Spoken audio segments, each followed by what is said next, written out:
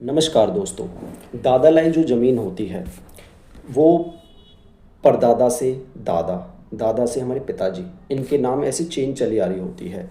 तो दादा लाई ज़मीन के लिए आपको 3 जनरेशन ऊपर से चेन प्रूव करनी होती है कि वो दादा लाई ज़मीन है।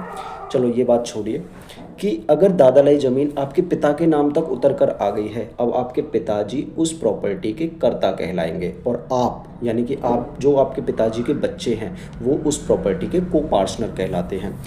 कर्ता जो होता है वो दादा लाई ज़मीन को कभी भी बेच सकता है, कभी भी उसका कोई एग्रीमेंट कर सकता है या रहन में रख सकता है।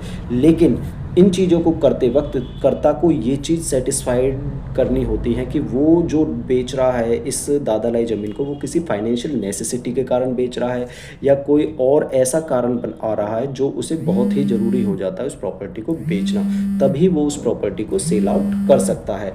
अगर फाइनेंशियल नेसेसिटी के बिना कर्ता किसी दादा लाई ज़मीन को बेचता है तो उसके जो को पार्टनर हैं, जो उस पिता की औलादे हैं, वो उस सेल डीड को, उस ट्रांसफ़र को चैलेंज कर सकते हैं एक केस के द्वारा, केस डालकर, जो कि सिविल प्रोसीजर कोड के अंतर्गत और एसआरए के अंतर्गत स्पेसिफिकली डाला जाता है।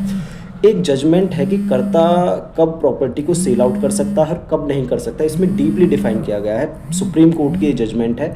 इसका मैं आपको टाइटल बताता हूँ, सुनो।